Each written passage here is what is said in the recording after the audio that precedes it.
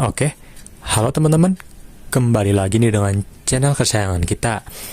Nah, pada video kali ini aku mau membahas hal yang berbeda dengan kontenku sebelumnya. Nah, mungkin di sini aku menyadari gitu ya bahwa mungkin penonton video ini bukanlah subscriberku dari konten-kontenku sebelumnya. Nah, kenapa aku ingin membuat hal ini? Karena kebetulan aku hanya ingin sharing gitu ya terkait dengan dunia per-YouTuban yang saat ini semakin menarik gitu ya, apalagi kan mulai banyak lagi yang namanya pemula yang ingin mendaftar ke YouTube. Nah, dari proses yang aku jalani, aku begitu banyak mendapatkan pengalaman-pengalaman yang berharga dan juga ilmu-ilmu baru dari para ahli-ahli YouTube yang seperti itu, teman-teman. Nah, berikut adalah aku ingin membahas tentang 5 hal yang aku pelajari dari Brilliance Tutorial dan juga Insan Tutor. Teman-teman, dibalik dari kontroversinya Brilliance Tutorial dengan Insan Tutor, sebetulnya aku sendiri lumayan setuju nih dengan apa saja sih yang disampaikan atau yang diajarkan oleh kedua orang tersebut. Kenapa aku mengatakan demikian? Karena aku sendiri pernah membuat channel YouTube dari SMP, ya, channel gaming nih teman-teman, channel gaming dari SMP.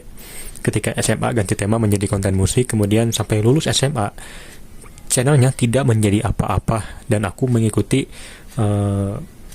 tutorial-tutorial yang menurutku dulu itu affordable untuk didengarkan atau diikuti. Namun hingga kini aku menyadari bahwa itu semua bukanlah sesuatu tutorial yang bisa dibilang cukup bagus ketika aku melihat Brilliance Tutorial dengan Insan Tutor. Nah, kiranya 5 hal apa aja sih yang aku pelajari dari Brilliance Tutorial dan juga Insan Tutor? Yang pertama, yaitu terlihat buruk. Nah, apa sih maksud dari terlihat buruk? Belum tentu buruk. Nah, jadi begini teman-teman. Kalau teman-teman melihat dari videonya Brilliance Tutorial dengan Insan Tutor, kemudian teman-teman juga jika semisal melihat bagaimana reaksi dari kompetitor kedua orang tersebut, mereka dicap sebagai YouTuber sesat. YouTuber yang bisa dibilang tidak layak untuk diikuti karena bisa menyesatkan para pemula. Nah, namun dari sana aku melihat dan mempelajari bahwa mereka itu terlihat buruk, namun belum tentu buruk, hanya terlihat doang. Kenapa aku mengatakan demikian? Karena ketika aku mencoba menerapkan tips dan trik gitu ya, seperti contohnya ada upload video, kemudian masih banyak lainnya teman-teman, mungkin teman-teman lebih paham ketimbang aku gitu ya. Nah, ketika aku melihat upload video gitu ya, kemudian aku juga mencoba menerapkan, dan aku berpikir apakah upload video itu adalah hal yang jelek gitu ya, karena kita menonton video kita sendiri nih. Nah, kebetulan kalau teman-teman tahu, aku memulai YouTube ini kurang dari setahun ya. Nah, kurang dari setahun itu aku nge-YouTube secara alami nih. Nah, namun sayangnya untuk subscriber itu aku udah dapat 1000, namun untuk jam tayang itu susah banget.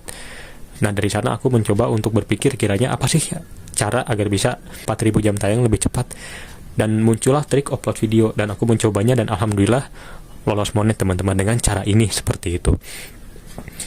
Nah, kenapa mereka itu terlihat buruk namun belum tentu buruk? Jawabannya simpel, karena begitu banyak para YouTuber pemula gitu ya yang bisa dibilang takut dengan kata nonton sendiri. Nah, bukan hanya takut, mereka juga mendapatkan berbagai macam tambahan informasi dari YouTuber-YouTuber besar, seperti contohnya ya dari Dan Jesse yang mengatakan bahwa trik upload video adalah trik yang bisa dibilang merusak channel dan lainnya. Namun aku sendiri berani menjamin bahwa trik ini tuh memang bisa dibilang sangat layak lah buat teman-teman yang bisa dibilang belum monet seperti itu. Nah, kita masuk ke nomor 2 nih. Apa nih nomor 2? Yaitu penyajian sederhana. Nah, kalau teman-teman menyadari sedari awal bagaimana konten ini dibuat, aku terinspirasi dari Brilliance Tutorial, teman-teman. Nah, aku terinspirasi dari Brilliance Tutorial untuk membuat konten yang seperti memakai whiteboard seperti ini. Setelah mungkin berbulan-bulan yang lalu aku membuat konten itu menampilkan notepad, namun karena dirasa terlalu membosankan, aku membuat konten dengan menampilkan whiteboard dan aku menulis, teman-teman, karena rasanya lebih asik.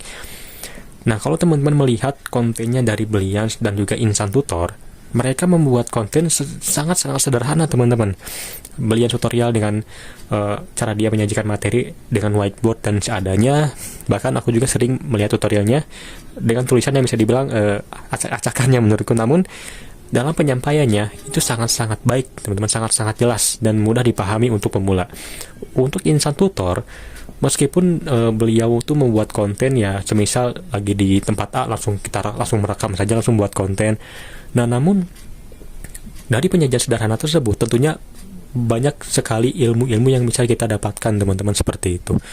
Nah, dari sana aku mulai menyadari bahwa ternyata penyajian konten yang sederhana bisa mendatangkan traffic juga, teman-teman. Jadi tidak harus kita mengedit video tuh yang bagus-bagus, yang dalam arti bagus tuh ngeditnya berhari-hari, berminggu-minggu, berbulan-bulan. Tidak seperti itu. Nah, dari kedua orang ini aku belajar bahwa dalam penyajian suatu konten atau video, ternyata jikalau memang sederhana namun memiliki nilai, tentunya akan banyak juga views-nya. Jadi tidak tergantung pada seberapa bagus kualitas editnya, seperti itu. Kemudian kita masuk ke nomor 3 nih, yaitu konten. Nah, di sini aku salah satu poin utama yang aku dapatkan dari belian tutorial ya adalah salah satu pembahasan mengenai tentang konten.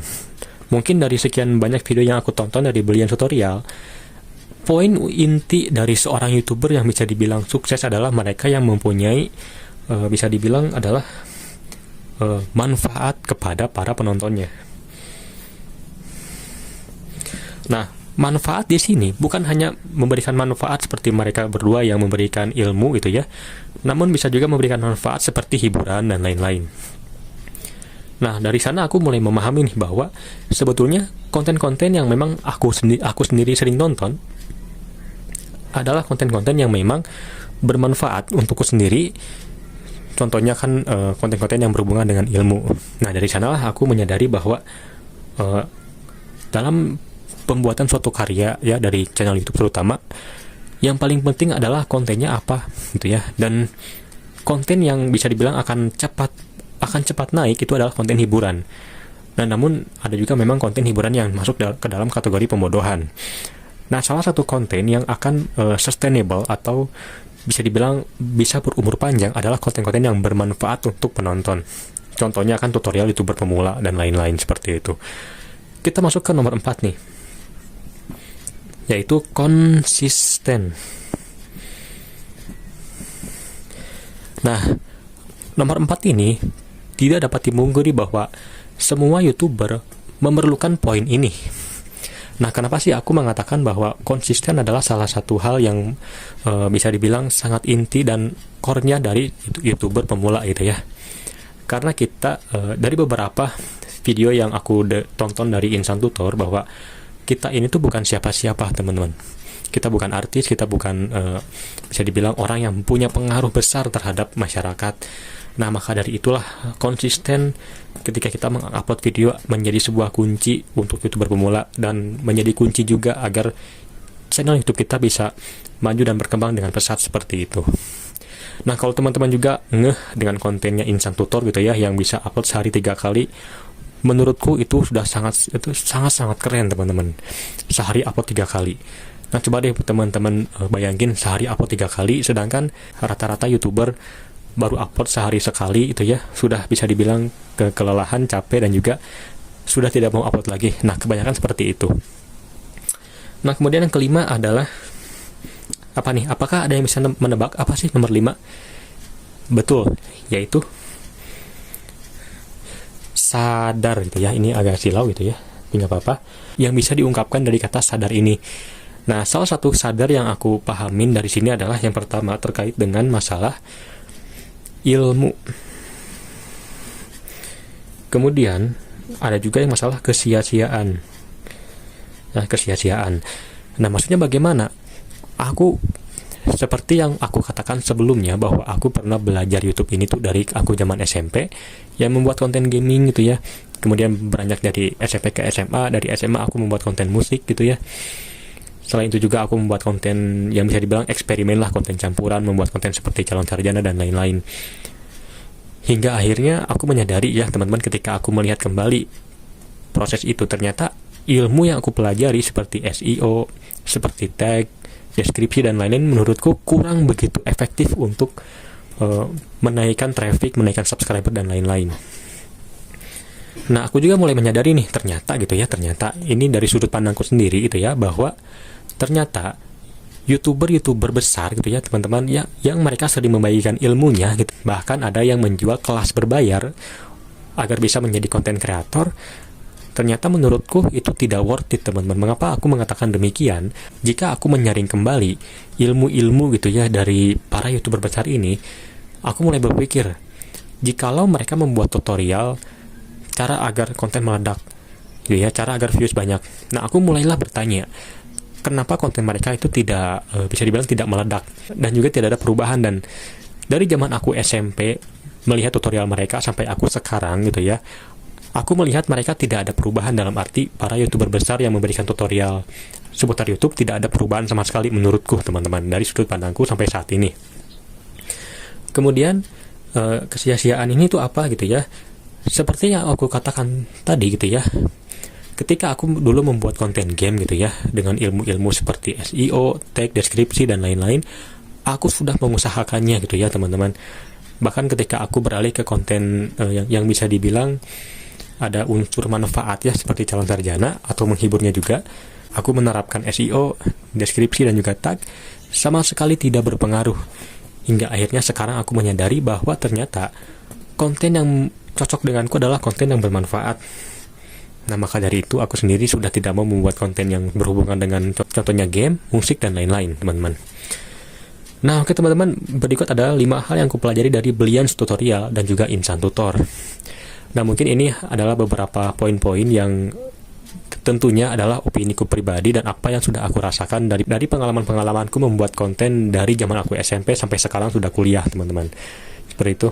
Oke, mungkin sekian yang bisa saya sampaikan. Mohon maaf bila ada kekurangan. Kita bertemu lagi di video selanjutnya. Goodbye.